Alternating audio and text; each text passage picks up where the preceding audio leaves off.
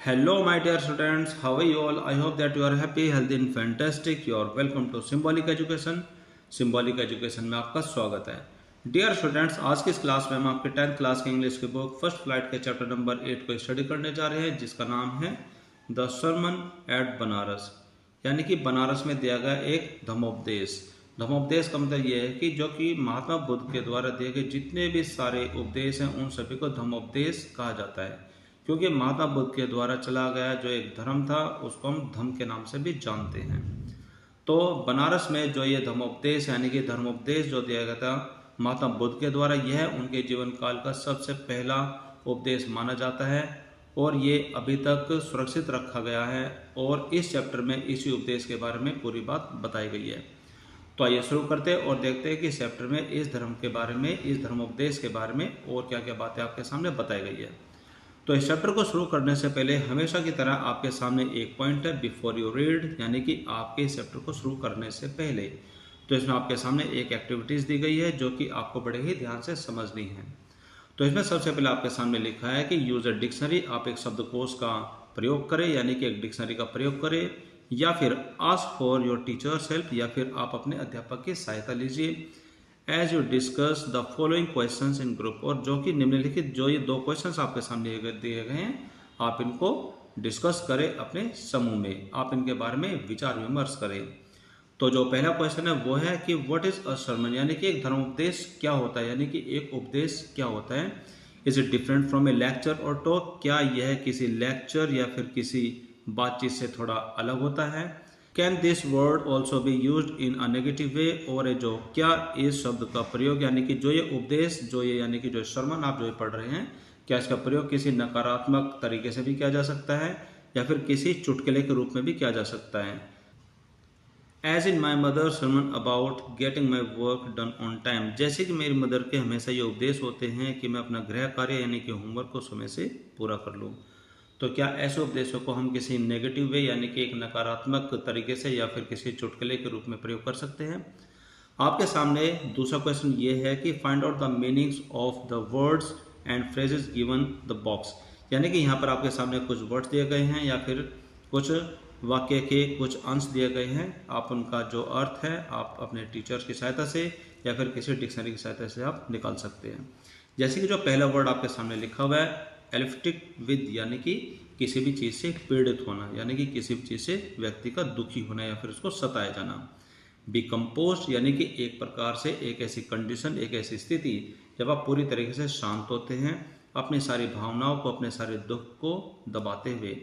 डिसोलेशन, यानी कि एक वीरान, एक ऐसा बिल्कुल एक ऐसा क्षेत्र जहाँ पर पूरा सन्नाटा यानी कि वीरान छाया हुआ है, जहाँ पर बहुत बड़ा दुख पहले घटित हो चुका है. उसके बाद आपके सामने लिखा हुआ है लेमेंटेशन. लेमेंटेशन होता है रोना पीटना, विलाप करना, यानी कि दुख दर्द में बहुत ज़्यादा रोना. प्रोक्योर का मतलब होता है किसी भी चीज़ को बड़े ध्यान से, बड़ी मेहनत के साथ प्राप्त करना. और बी सब्जेक्ट टू, यानी कि किसी भी चीज़ के अधीन होना, यानी कि किसी स्थिति के अधीन होना, उसके वश में होना. और पॉइंट नंबर 3 में आपके सामने लिखा हुआ है कि have you heard of the sermon on the mount, क्या आपने किसी पर्वत पर या फिर किसी पहाड़ी पर किसी उपदेश को सुना है. हु डिलीवर्ड इट, यह उपदेश, अगर आपने उपदेश को सुना है तो यह उपदेश आपको किसने सुनाया. हु डू यू थिंक, आपके अनुसार who delivered a sermon at Banaras, की आपके अनुसार किसे बनारस में यह उपदेश दिया है.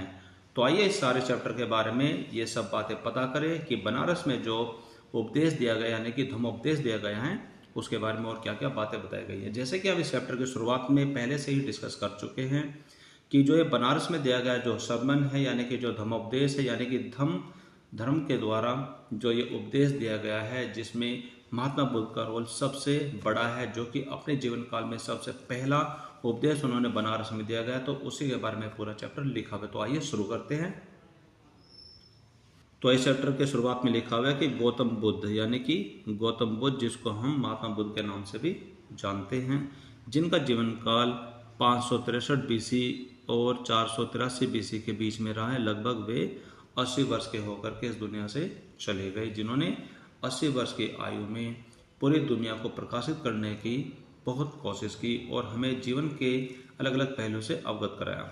तो इसमें बताया गया कि Gautam Buddha began life a prince named, यानी कि उनके जीवन काल की जो शुरुआत है वह एक राजकुमार के रूप में हुई जिनका नाम था सिद्धार्थ गौतम, यानी कि जब वो एक राजकुमार थे तो उनके बचपन का नाम था सिद्धार्थ गौतम। इन नॉर्थन इंडिया, जो कि उत्तरी भारत में रहते थे। एट 12 यानी कि 12 वर्ष की उम्र में he was sent away for schooling, यानी कि उनको शिक्षा प्राप्त करने के लिए भेजा गया। In the Hindu sacred scriptures, यानी कि उनको शिक्षा प्राप्त करने के लिए हिंदू के जो महान ग्रंथ है, पवित्र ग्रंथ है, उनकी शिक्षा प्राप्त करने के लिए भेजा गया। एंड 4 years लेटर, और 4 वर्षों के बाद ही रिटर्न होम, उनको घर पर बुलाया गया और वो घर पर आए। टू मैरी अ प्रिंसेस, एक राजकुमारी के साथ उनका विवाह कर दिया गया। दे हैड अ सन, उनको एक पुत्र प्राप्त हुआ। And lived for 10 years as befitted royalty, and lived for 10 years as befitted royalty, और पूरे राज्य वैभव के साथ वो अगले 10 वर्षों तक बहुत अच्छे प्रकार से वो रहे। आगे इसमें लिखा है कि एट अबाउट, लगभग एट द एज ऑफ 25, और लगभग 25 वर्ष की आयु में द प्रिंस, यानी कि लगभग 25 वर्ष की आयु में द प्रिंस, यानी कि राजकुमार, heir to for shielded from suffering from the world, जिस राजकुमार को दुनिया के सभी दुख दर्द से, यानी कि दुनिया की सभी परेशानियों से बचा कर रखा गया। यानी कि यहाँ पर आपके सामने जो लिखा है कि हेयर टू फोर, यानी कि वर्तमान समय तक, यानी कि अभी तक, शील्डेड, जिसको बचा कर रखा गया, from the suffering of the world, संसार के हर प्रकार के दुख दर्द से उसको बचा करके रखा गया। वाइल आउट हंटिंग, यानी कि शिकार पर बाहर रहने के दौरान, chanced upon a sick man, कि वहाँ पर बाहर रहने के दौरान, यानी कि उस समय एक बार ऐसा हुआ कि जो राजकुमार है, यानी कि जो सिद्धार्थ गौतम है, वो शिकार के लिए बाहर गए और वहाँ पर बाहर रहने के दौरान संयोगवश उन्होंने किसी बीमार व्यक्ति को देखा। Chanced upon a sick man, जो कि यूं ही अचानक उनके सामने आ गया और संयोगवश उन्होंने एक बीमार व्यक्ति को देखा। यहाँ पर आपके सामने चांस्ड अपॉन का मतलब होता है केम अक्रॉस बाय चांस, यानी कि अचानक से ही सामने आ जाना। तो शिकार पर रहने के दौरान उन्होंने एक बीमार व्यक्ति को देखा। देन, और फिर उसके बाद एन एज्ड मैन, फिर एक वृद्ध व्यक्ति को देखा, यानी कि एक बूढ़े व्यक्ति को देखा। देन, फिर उसके बाद अ फ्यूनरल प्रोसेशन, और किसी व्यक्ति के मरने के बाद जो उसका अंतिम संस्कार के लिए लोग जाते हैं, यानी कि अंतिम यात्रा जो उसकी होती है, उसको देखा। और फिर उसके बाद अंततः finally a monk bagging for arm, अंततः किसी सन्यासी को, किसी भिक्षुक को भिक्षा मांगते हुए देखा। दीज सेट्स, इन सभी दृश्यों ने सो मूव्ड हिम, उनको इतना प्रभावित किया, यानी कि ये सारे दृश्य को देख करके राजकुमार सिद्धार्थ इतना प्रभावित हो गए कि that he at once went out into the world, कि वो अचानक संसार में चले गए अपने घर को छोड़ करके। To seek enlightenment concerning these sorrows, यानी कि इन सभी दुख दर्दों से संबंधित जो आत्मज्ञान है, जो आध्यात्मिक ज्ञान है, उसकी प्राप्ति के लिए वो अचानक ही घर से दूर चले गए इन सभी दृश्यों को देखने के बाद। तो इसमें आपके सामने लिखा हुआ है एनलाइटमेंट एक ऐसा state of high spiritual knowledge, जो कि स्पिरिचुअल यानी कि आध्यात्मिक जानकारी की जो सबसे बड़ी जो स्टेज होती है, जो सबसे बड़ी स्थिति होती है, यानी कि आत्मज्ञान की प्राप्ति के लिए वह दुनिया में चले गए अपने घर को छोड़ करके। ही हैड विटनेस्ड, वे सभी दुख जो कि उन्होंने उस समय देखे थे। आगे इसमें लिखा है कि ही वंडर्ड फॉर 7 years, वह इस आत्मज्ञान की प्राप्ति के लिए 7 वर्षों तक इधर उधर घूमते रहे, इधर उधर विचरण करते रहे। एंड फाइनली, और अंततः set down under a people tree, और अंततः वह एक पीपल के पेड़ के नीचे बैठ गए। वेयर जहाँ पर ही वोव्ड टू स्टे, जहाँ पर उन्होंने जब तक कि रुकने की प्रतिज्ञा की, यानी कि जब तक कि वहाँ पर बैठे रहने की प्रतिज्ञा की। अंटिल एनलाइटमेंट केम, जब तक कि उनको आत्मज्ञान की प्राप्ति नहीं हो जाती। यानी कि इसमें आपको बताया गया कि जब वो एक बार शिकार के लिए बाहर निकले तो वहाँ पर बाय चांस उन्होंने किसी बीमार व्यक्ति को, किसी बूढ़े व्यक्ति को और किसी की शव यात्रा को देखा, और अंततः उन्होंने किसी भिक्षुक को भिक्षा मांगते हुए देखा। तो दुनिया के इतने सारे दुख जो उन्होंने एक साथ देखे, तो उनसे वो इतने ज़्यादा प्रभावित हो गए कि वो अचानक ही अपने घर को छोड़ करके संसार में उन दुख दर्द से जुड़े हुए आत्मज्ञान यानी कि उनके ज्ञान की प्राप्ति के लिए बाहर निकल गए। और वो 7 वर्षों तक इधर उधर भटकते रहे, और अंततः उन्होंने ये निर्णय लिया कि वो एक पीपल के पेड़ के नीचे बैठेंगे और जब तक कि उनको आत्मज्ञान की प्राप्ति नहीं हो जाती वो वहीं बैठे रहेंगे। तो आगे इसमें बताया गया है कि enlightened after 7 days he renamed the tree the Bodhi tree, और 7 दिनों के बाद जब उनको वहाँ पर आत्मज्ञान की प्राप्ति हो गई तो उन्होंने उस वृक्ष का नाम बदल कर के बोधि ट्री यानी कि बोध वृक्ष रख दिया गया। ट्री ऑफ विजडम यानी कि ज्ञान का वृक्ष, यानी कि जिनके नीचे यानी कि जिस पेड़ के नीचे उनको आत्मज्ञान की प्राप्ति हुई 7 दिनों के बाद तो उन्होंने उस पेड़ का नाम बदल करके बोधि ट्री यानी कि बौद्ध वृक्ष के नाम से रख दिया। आगे इसमें लिखा हुआ है and began to teach and share his new understanding, और उसके बाद उन्होंने लोगों को समझाना और अपने द्वारा प्राप्त किए गए जो नई जो समझ है, जो नया ज्ञान है वो बताने लगे। एट दैट पॉइंट, और उस समय ही became known as the Buddha, और उसी समय वह बुद्धा के रूप में जिस तरीके से वे लोगों को बताना या फिर अपने द्वारा जो नया ज्ञान उनको प्राप्त होता है यानी कि जो आत्मज्ञान की प्राप्ति हुई थी, जिस वजह से वो लोगों को बताया करते थे, जिस वजह से वो फेमस हो गए और वे द बुद्धा यानी कि बुद्धा के नाम से प्रसिद्ध हो गए। आगे इसमें लिखा है द अवेकन्ड और द एनलाइटेंड, यानी कि बुद्धा एक जागृत व्यक्ति जिनको आत्मज्ञान की प्राप्ति हो चुकी है। आगे इसमें लिखा है कि the Buddha preached his first sermon at the city of Banaras, यानी कि महात्मा बुद्धा ने अपने जीवन काल का जो पहला धर्मोपदेश है वह बनारस शहर में दिया। Most Holi of the dipping places on Ganga river, यानी कि वहाँ पर जो कि गंगा रिवर के स्नान के स्थानों में से सर्वाधिक पवित्र स्थान माना जाता है, वहाँ पर उन्होंने अपने जीवन का पहला धर्मोपदेश दिया। That sermon has been preserved, यानी कि उनके जीवन काल के जो पहले धर्मोपदेश को जो बनारस सिटी में दिया गया था उसको सुरक्षित रखा गया एंड गिवन हेयर, और इस चैप्टर में आपके सामने यहाँ पर दिया गया है। इट रिफ्लेक्ट्स, जो कि प्रदर्शित करता है, जो कि दर्शाता है द बुद्धाज विजडम, महात्मा बुद्ध के ज्ञान को, about one inscrutable kind of suffering, एक ऐसे दुख दर्द के बारे में जो कि समझना लगभग नामुमकिन है, जिसको समझा नहीं जा सकता। इसमें इंस्क्रूटेबल का मतलब लिखा हुआ है कि समथिंग, यानी कि कुछ ऐसी बात which can not be understood, जिसको समझा नहीं जा सकता, यानी कि जीवन के एक ऐसे दुख के बारे में उन्होंने अपने पहले उपदेश में बताया है कि जिसको समझना लगभग नामुमकिन होता है, जिसको समझा नहीं जा सकता। यानी कि उनके पहले धर्मोपदेश में बताया गया है कि Kisa Gautami had only one सन, यानी कि कीसा गौतमी नाम की एक महिला थी जिसका एक इकलौता बेटा था, एंड ही डाइड, और उसके बेटे की मृत्यु हो गई थी। इन हर ग्रीफ, और अपने इस दुख में she carried the dead child to all her neighbours, कि वो इस दुख में अपने मरे हुए बेटे को अपने हर पड़ोसी के पास लेकर के गई। आस्किंग देम फॉर मेडिसिन, और उनसे दवाई की मांग करने लगी, यानी कि उनसे कोई औषधि की मांग करने लगी। एंड द पीपल सेड, और लोगों ने कहा she had lost her sense, यानी कि वह पागल हो गई, यानी कि वह अपने मानसिक संतुलन खो बैठी है। द बॉय इज डेड, लड़का तो मर चुका है।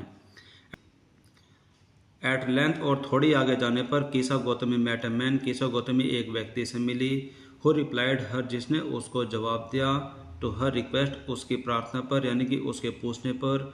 उसने कहा I can not give the medicine for thy child, कि मैं तुम्हारे बच्चे के लिए इस प्रकार की कोई भी औषधि, कोई भी दवाई नहीं दे सकता हूँ, बट लेकिन आई नो अ फिजिशियन, लेकिन मैं किसी वैद्य हकीम को जानता हूँ, हु कैन, जो कि आपको ये दवाई दे सकते हैं, यानी कि आपके बेटे को बचा सकता है। एंड द गर्ल सैड, और ये बात सुनकर के उस औरत ने कहा, यहाँ पे जो ये द गर्ल लिखा हुआ है किसी लड़की के लिए नहीं लिखा हुआ है, ये उस औरत के लिए लिखा हुआ है जिसके बेटे की मृत्यु हो गई थी। प्रे टेल मी, उसने उसे प्रार्थना की कि कृपा करके मुझे बताइए सर, हु इज इट, वह व्यक्ति कौन है, यानी कि वह वैद्य हकीम कौन है। एंड द मैन रिप्लाइड, और उसके बाद उस व्यक्ति ने उसको बताया, गो टू साक्य मुनि द बुद्धा, यानी कि बुद्ध साक्य मुनि के पास आप चले जाइए, उन्हीं के पास आपकी समस्या का समाधान है। इसमें बताया गया कि Kisa Gotami prepared to the Buddha and cried, और वहाँ जैसे तैसे कीसा गौतमी बुद्धा के पास यानी कि साक्य मुनि के पास जा पहुंची, एंड क्राइड, और वहाँ पर विलाप करने लगी, वहाँ पर वह रोने लगी और प्रार्थना करने लगी और कहा, लॉर्ड एंड मास्टर, हे प्रभु, गिव मी द मेडिसिन, मुझे वो दवाई दे दीजिए, मुझे वो औषधि दे दीजिए, that will cure my boy, जिससे कि मेरे बेटे की जान बच जाए, जिससे कि मेरा बेटा ठीक हो जाए। आगे इसमें लिखा है द बुद्धा आंसर्ड, और शाक्य मुनि बुद्धा ने उसका जवाब दिया, उसको कहा I want a handful mustard seed, कि मुझे मुट्ठी भर सरसों के दाने चाहिए यानी कि सरसों के बीज चाहिए। And when the girl enjoy promised, और ऐसा वादा सुन करके जो वो महिला है वो तुरंत तैयार हो गई टू प्रिक्योर इट, यानी कि इन दानों को प्राप्त करने के लिए वे तुरंत तैयार हो गई। द बुद्धा एडेड, और उसी समय उस शाक्य मुनि बुद्धा ने एक बात और कही। वह बात यह थी कि the mustard seed must be taken from a house, की जो सरसों के दाने हैं वो एक ऐसे घर से प्राप्त करने हैं वेयर, जहाँ पर no one has lost a child, जहाँ पर किसी भी परिवार ने किसी बच्चे को ना खोया हो, यानी कि किसी भी परिवार में किसी बच्चे की मृत्यु ना हुई हो। अ हस्बैंड, किसी पति की मृत्यु ना हुई हो। पेरेंट और फ्रेंड, किसी माता पिता या फिर किसी मित्र की मृत्यु ना हुई हो। पुअर कीसा गौतमी, बेचारी कीसा गौतमी, नाउ अब went from house to house, अब वह घर से घर भटकी यानी कि घर घर वो भटकी। एंड द पीपल पिटीड हर, और लोगों ने उस पर दया दिखाई। एंड सैड, और उसको कहा हियर इज मस्टर्ड सीड, ये रहे सरसों के दाने, टेक इट, और आप इसको ले लीजिए। बट वैन सी आस्ट, लेकिन जब उस गौतमी ने उनसे पूछा डिड अ सन और डॉटर, अ फादर और mother died in your family, क्या आपके परिवार में किसी बेटे की, किसी बेटे की, किसी पिता की या फिर किसी माता की मृत्यु हुई है? तो उसके बाद दे आंसर्ड हर, उसके बाद उन्होंने उसको कहा लास द लिविंग आर फ्यू, ओह जो जिंदा प्राणी है यानी कि जो जिंदा बचे हुए लोग हैं वो बहुत ही कम है। But the dead are many, लेकिन मरे हुए लोगों की संख्या बहुत ज़्यादा है। Don't remind us of our deepest grief, कि हमें हमारे सबसे गहरे दुख की याद न दिलवाओ, यानी कि हमें हमारा दुख याद न दिलवाओ। And there was no house, और वहाँ पर उस गौतमी को कोई भी ऐसा घर नहीं मिला। But some beloved had dead in it, जिस घर में किसी न किसी परिजन की कोई मृत्यु न हुई हो, यानी कि जिस घर में भी वह गई वहाँ किसी न किसी बेटे की, किसी न किसी पति की, माता की, पिता की मृत्यु हो चुकी थी। यानी आगे इसमें लिखा है कि Kisa Gotami became weary and hopeless, और घर घर जाने की वजह से, घर घर भटकने की वजह से कीसा गौतमी बहुत थक गई और निराश हो गई, यानी कि अब उसको कोई भी आशा की किरण नजर नहीं आई। एंड सेट डाउन, और वो नीचे बैठ गई एट द वे साइड, रास्ते के एक किनारे पर। And watching the light of the city, और वहाँ पर बैठ करके वो शहर की रोशनी को देखने लगी। As they flickered up and distinguished again, और वो बार बार टिमटिमाती थी और बार बार वो बुझ भी जाती थी। एट लास्ट, और अंत में the darkness of the night, और अंत में रात का अंधेरा। रेन्ड एवरीवेयर, हर तरफ छा गया और रात हो गई। And she considered the fate of man, और वहाँ पर उसने व्यक्ति की नियति को यानी कि मनुष्य की नियति पर विचार किया और उसको समझा। That their life flicker up, यानी कि जो उनका जीवन है वह टिमटिमाता है। एंड आर एक्सटिंग्विश्ड अगेन, और फिर वो अंत में जा कर के बुझ जाता है, यानी कि उनके जीवन की समाप्ति हो जाती है। And she thought to herself, और उसने अपने आप में विचार किया how selfish am I in my grief, और मैं अपने दुख में कितनी ज़्यादा स्वार्थी हो गई थी। Death is common to all, यानी कि मृत्यु सभी प्राणी के लिए एक सामान्य सी बात है। येट फिर भी इन दिस वैली ऑफ डिसोलेशन, लेकिन इस सुनसान जगत में, यानी कि जो वैली ऑफ डिसोलेशन, उसने इस दुनिया को यानी कि संसार को कहा, लेकिन इस वीरान संसार में देयर इज ए पाथ, एक रास्ता है, एक पथ ऐसा है दैट लीड्स हिम टू इमॉर्टली, जो कि उसको अमरता की ओर ले जाता है, यानी कि जो कि मनुष्य को अमरता की तरफ ले जाता है। Who has surrendered all selfishness, जिसने अपने सभी स्वार्थ को त्याग दिया है, यानी कि जिसने अपनी सारी इच्छाएं, सारे स्वार्थ को त्याग दिया है। यहाँ पर वैली ऑफ डिसोलेशन का मतलब यहाँ पर आपके सामने लिखा है an area which is filled with deep सोरो, यानी कि एक ऐसा स्थान जहाँ पर हर तरफ दुख ही दुख भरा पड़ा है, जहाँ पर हर तरफ गहरा दुख है। आगे इसमें लिखा है कि द बुद्धा सेड, यानी कि आगे उपदेश में बुद्धा ने कहा द लाइफ ऑफ मार्टल्स, यानी कि सभी नश्वर वस्तुओं का जो जीवन होता है, यानी कि जो सभी जो लोग या फिर वस्तु होते हैं जो कि नाशवान हैं, उनका जो जीवन होता है इन दिस वर्ल्ड, इस संसार में, इज ट्रबल्ड एंड ब्रीफ, यानी कि उनका जो जीवन है वो कष्टदायक होता है और बहुत ही छोटा होता है। एंड कंबाइंड विद पेन, और दुख से बंधा हुआ रहता है, यानी कि उनके जीवन में हमेशा दुख बंधे रहते हैं। फॉर, क्योंकि there is no any mean यानी कि कोई भी ऐसा साधन नहीं है, क्योंकि कोई भी ऐसा साधन नहीं है बाय विच जिसके द्वारा those that have been born यानी कि जिसके द्वारा वे सभी जो जन्मे हैं यानी कि जिन्होंने जन्म लिया है कैन अवॉइड डाइंग जो कि मृत्यु से बच सके यानी कि वे मरने को टाल सके, कि कोई भी ऐसा साधन नहीं है जिसने जन्म लिया है वो मरे ही ना। आफ्टर रीचिंग ओल्ड एज एक वृद्ध अवस्था आने के बाद देयर इज डेथ कि उसके बाद मृत्यु होनी ही है। Of such nature are living being यानी कि जितने भी जीवित प्राणी हैं उन सब की नियति ऐसी ही है कि उनको एक वृद्ध अवस्था आने के बाद मरना ही है, यानी कि उनके जीवन में मृत्यु होनी ही है। आगे इसमें लिखा है कि एज राइप फ्रूट जैसे कि एक पका हुआ फल होता है और early in danger of falling यानी कि एक पके हुए फल में यह सबसे ज़्यादा खतरा होता है कि वो नीचे टूट करके गिर जाएगा, यानी कि एक पका हुआ फल नीचे गिरने के खतरे में सदा रहता है। सो मॉर्टल इसी प्रकार जो नाशवान वस्तुएं होती हैं व्हेन बोर्न जब वे जन्म लेते हैं are always in danger of death यानी कि वे हमेशा मृत्यु के खतरे में रहते हैं, यानी कि उनके ऊपर हमेशा मृत्यु का साया रहता है।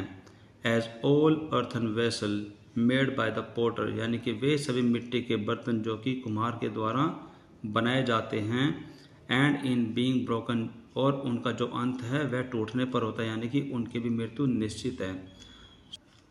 So is the life of मॉर्टल नश्वर का जीवन हमेशा ऐसा ही होता है कि एक दिन उनको मरना ही होता है। बोथ यंग और अडल्ट सभी जवान और प्रौढ़ यानी कि वृद्ध व्यक्तियों को both those who are fools और हु आर वाइज उन सभी दोनों व्यक्ति को जो मूर्ख हो या फिर वो होशियार हो या फिर समझदार हो are fall into power of death जिनको हमेशा मृत्यु की शक्ति में गिरना ही होता है, जिनकी मृत्यु निश्चित है, जिनको मरना ही होता है। All are subject to death सभी प्रकार के प्राणी डेथ के यानी कि मृत्यु के अधीन हैं, एक दिन सभी की मृत्यु होनी ही है। आगे इसमें लिखा है कि ऑफ दोज और वे सभी हु ओवरकम बाय डेथ यानी कि जिन पर एक मृत्यु के द्वारा विजय हासिल कर ली जाती है यानी कि जिनकी मृत्यु हो जाती है डिपार्ट फ्रॉम लाइफ वह जीवन से प्रस्थान कर लेते हैं, यानी कि वह जीवन से दूर हो जाते हैं। A father can not save his son एक पिता अपने पुत्र को बचा नहीं सकता है, नॉर किन्समैन देयर रिलेशंस और परिवार वाले जितने भी सगे संबंधी होते हैं वो किसी भी रिश्तेदार को नहीं बचा सकते हैं। मार्क और ध्यान देने वाली बात यह है कि while relative are looking on कि जब व्यक्ति की मृत्यु हो जाती है तो रिश्तेदार उसको देख रहे होते हैं एंड लेमेंटिंग डीपली और बहुत ही गहरे दुख के साथ वो विलाप कर रहे होते हैं, यानी कि वो बहुत ज़्यादा रो रहे होते हैं। One by one mortals are carried off एक के बाद एक सभी नाशवान चीज़ें खत्म हो जाती है, सभी नाशवान प्राणी सब कुछ खत्म हो जाता है। लाइक एन ओक्स एक ऐसे बैल की तरह that is led to the slaughter जिसको एक हत्या के लिए ले जाया जाता है, ठीक उसी प्रकार एक के बाद एक नाशवान चीज़ें खत्म होती चली जाती हैं। सो इसलिए the world is afflicted with death and decay इसलिए जो संसार है वह डेथ और डिके यानी कि मृत्यु से और बहुत भारी दुख से पीड़ित है, यानी कि इसमें बहुत ज़्यादा दुख है। यहाँ पर आपके सामने एफ्लिक्टेड विद का मतलब लिखा हुआ है कि इफेक्टेड बाय सफरिंग डिजीज और पेन यानी कि दुख दर्द से पीड़ित। आगे इसमें लिखा है कि देयरफॉर इसलिए द वाइज यानी कि जो बुद्धिमान लोग होते हैं डोंट ग्रीव वे दुखी नहीं होते doing the terms of the world यानी कि संसार के इस रीति रिवाज को जानने के बाद वो दुखी नहीं होते, यानी कि उनको ये पता होता है कि एक दिन मरना ही है। Now from vaping nor from grieving यानी कि ना ही किसी विलाप करने से और ना ही दुखी होने से will anyone obtain peace of mind किसी भी व्यक्ति को मन की शांति प्राप्त नहीं होती। ऑन द कॉन्ट्ररी इसके विपरीत his pain will be the greater and his body will suffer इसके विपरीत जो उसका दुख है वो और बढ़ जाता है और उसके शरीर को हानि होती है और उसके शरीर को दुख और ज़्यादा होता है। He will make himself sick and pale और वह अपने आप को बीमार कर लेता है और बहुत ज़्यादा दुखी कर लेता है। येट फिर भी the dead are not saved by his lamentation फिर भी वो इतना रोते हैं लेकिन फिर भी उनके रोने की वजह से जो वो मरने वाला जो व्यक्ति यानी कि जो मर चुका व्यक्ति है उसको बचाया नहीं जाता, यानी कि उनको बचाया नहीं जा सकता भले वो कितना ही रो ले। आगे इसमें बताया गया कि ही वह व्यक्ति हु सीक्स पीस यानी कि जो कि मन की शांति चाहता है, जिसको शांति चाहिए। So draw out the arrow वह उस तीर को निकाल कर फेंक देना चाहिए, यानी कि उस व्यक्ति को जिसे मन की शांति चाहिए उसे उस तीर को अपने सिर से निकाल कर बाहर फेंक देना चाहिए, जो कि तीर है ऑफ लेमेंटेशन, रोने धोने वाला तीर, यानी कि जो कि बहुत ही विलाप करने वाला जो तीर है उसको अपने शरीर से अपने मन से निकाल कर फेंक देना चाहिए। एंड कंप्लेंट एंड ग्रीव जो कि हर प्रकार की दुख तकलीफ और पीड़ा से परिपूर्ण है, उस तीर को अपने से निकाल कर बाहर फेंक देना चाहिए। ही और वह व्यक्ति who has drawn out the arrow और वह व्यक्ति जिसने उस तीर को अपने मन से अपने शरीर से निकाल कर फेंक दिया है। एंड हैज़ बिकम कंपोज्ड और वो पूरी तरीके से शांत हो गया अपनी सारी इच्छाओं को दबाते हुए। Will obtain peace of mind उसी को ही मन की शांति प्राप्त होगी, वही पूरी तरीके से शांत होगा। ही और वह व्यक्ति हु हैज़ ओवरकम और जिसने इन सारी चीज़ों पर विजय हासिल कर लिया, यानी कि उसने इन सारी दुख तकलीफ पर जिसने विजय प्राप्त कर ली है। ऑल सोरो will become free from sorrow वो हर प्रकार के दुख से छुटकारा पा लेगा, यानी कि उसको हर प्रकार के दुख से मुक्ति प्राप्त होगी। एंड बी ब्लेस्ड वह धनी होगा और पवित्र व्यक्ति बन जाएगा, यानी कि उसको किसी भी प्रकार की कोई दुख तकलीफ कभी नहीं होगी।